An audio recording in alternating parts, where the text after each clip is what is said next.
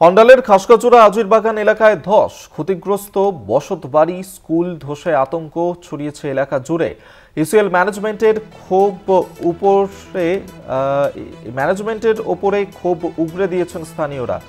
অন্ডালের এই ঘটনা ঘটেছে, সেই ছবি এই মুহূর্তে দেখাচ্ছি, যেভাবে ক্ষতিগ্রস্ত হয়েছে বসতবাড়ি, স্কুল, এবং সেই ছবি এই মুহূর্তে দেখতে পাচ্ছেন, যেখানে এইভাবেই ধস নেমেছে এবং আতঙ্ক ছড়িয়েছে গোটা এলাকা জুড়ে।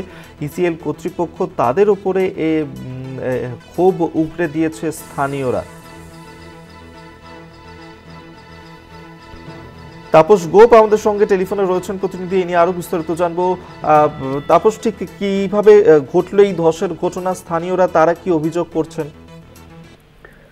দেখো অভিক, প্রথমে তোকে বলে রাখি যে খনি অঞ্চলে মূলত বর্ষার টাইমে ধসের প্রবণতা বাড়ে, ধস দেখা দেয়।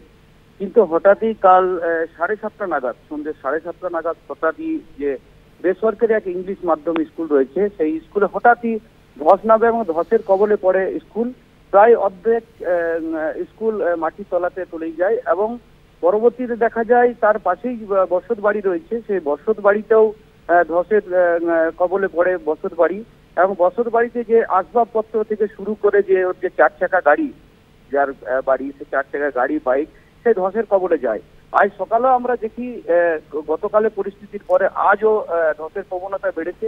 তবে স্থানীয় বাসিন্দা এবং ইসিএল এর যারা আধিকারিক রয়েছে তারা ঘটনাস্থলে আসে এবং তাদেরকে যখন সংবাদ মাধ্যম জিজ্ঞেস করে এই বিষয়ে সে মুখ খুলতে চায়নি। তবে স্থানীয় যারা নেতৃত্ব রয়েছে তাদের বারবারই অভিযোগ, খনি অঞ্চলে কয়লা উত্তোলনের পর, খনিতে যে কয়লা উত্তোলন করা হয় খনি অঞ্চলে, সেই কয়লা উত্তোলন করার পর যে পরিমাণে কয়লা উত্তোলন করা হয় সেই পরিমাণ কিন্তু বালি প্যাকিং করা হয় না, যার ফলে এই ধসের প্রবণতা বাড়ে।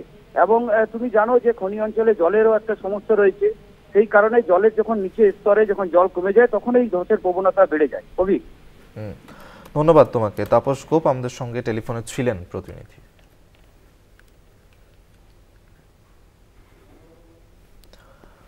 আপনাদের আরেকবার জানিয়ে রাখবো, অন্ডালের খাসকাচুরা আজিরবাগান এলাকায় যেভাবে ধস নেমেছে এবং ক্ষতিগ্রস্ত হয়েছে বসতবাড়ি, স্কুল, ইসিএল কর্তৃপক্ষের ওপরেই মূলত স্থানীয়রা তারা নিজেদের ক্ষোভ উগরে দিয়েছে।